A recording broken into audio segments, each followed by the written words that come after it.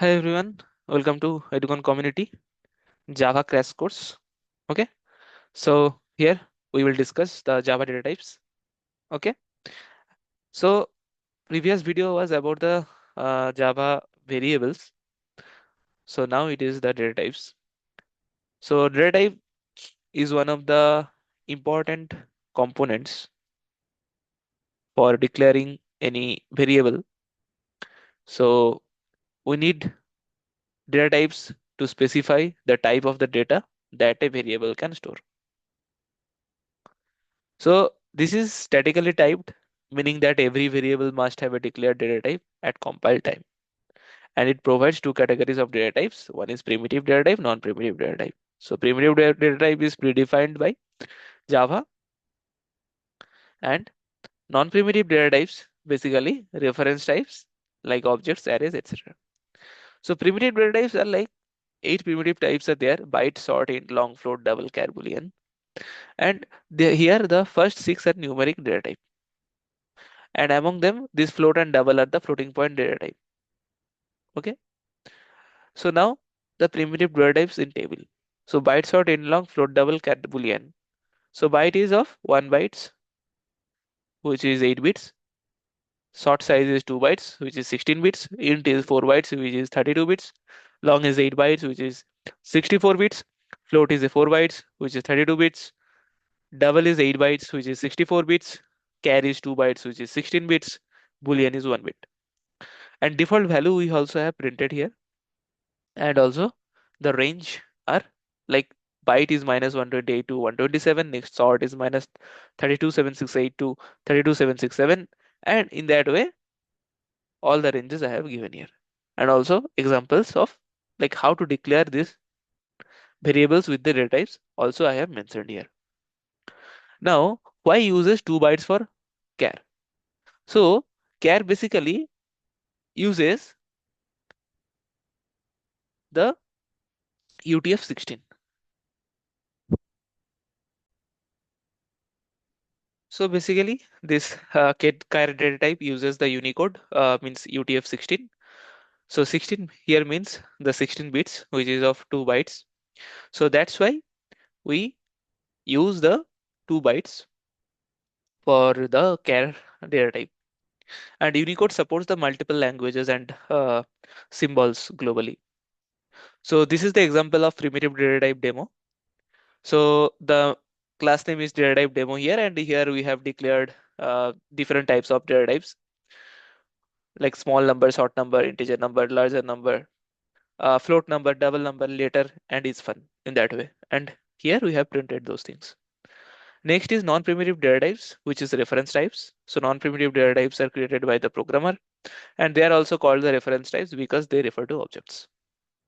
Like examples are strings, array, class, int, interface. So first one is string, which is class-based data type.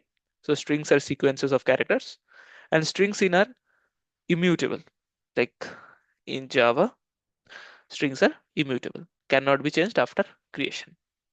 Now string greeting, hello, and then we are printing this greeting here. So here, this is a string literals, and it will be stored in the memory, right? String constant pool area, it will be stored, and we will print here. Next is arrays. So an array is a collection of variables of same type, that is homogeneous. So suppose int array numbers, and we are storing the integer type of data, and now we are going to print the zeroth indexed value here, and it gives the output as 1.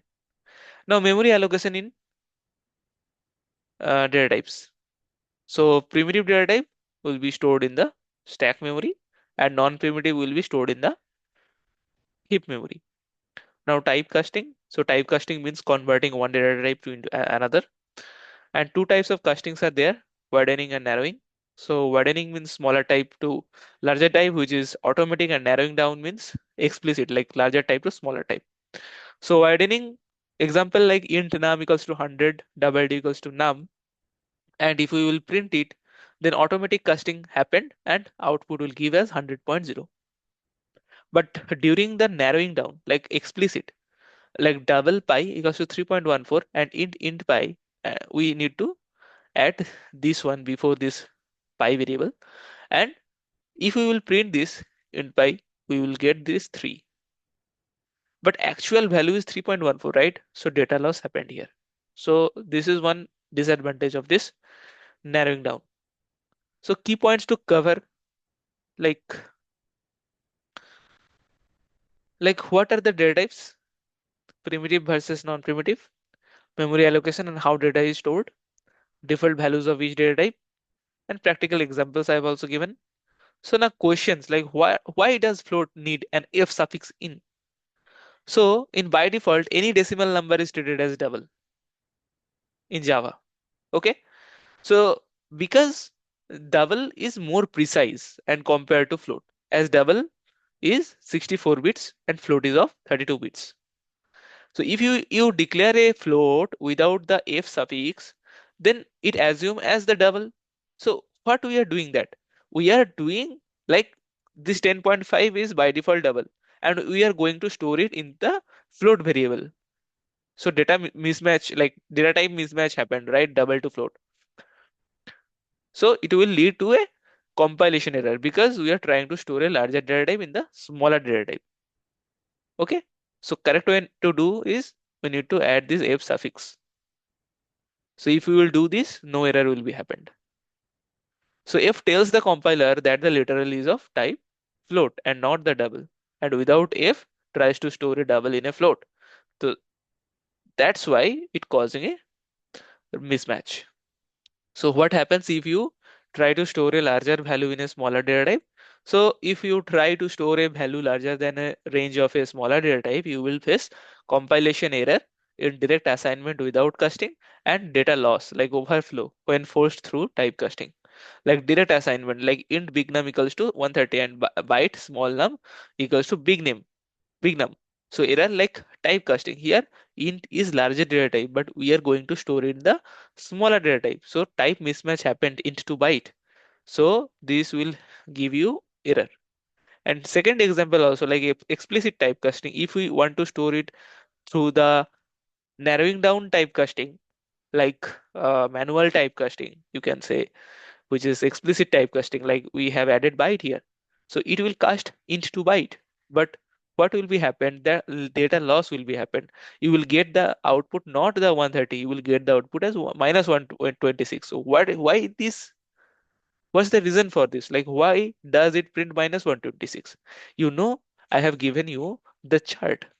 Here I have given you the chart. Byte range is minus 128 to 127. But here the value was given as the 130, right? So mm, data overflow happened here. Okay. So when you will get the minus 126, the range is not inside this minus 128 to 127. This by okay. So 130 exceeds the max limit. So it wraps around in a cyclic manner, which is causing overflow and resulting in unexpected values. So key points need to be noted that prevents the accidental data loss by not allowing implicit downcasting, and explicit casting is allowed. But what will be happen? Data loss due to overflow or underflow. So these things are the funda for the data types in Java. If you want to want any more things, okay, like any more questions will come up in your mind, then you can just comment down. Okay, so that's all for this lecture. And next we will declare like we will discuss many other things as well. Okay, so till then stay tuned and give like, share and subscribe for giving me more motivations. Thank you.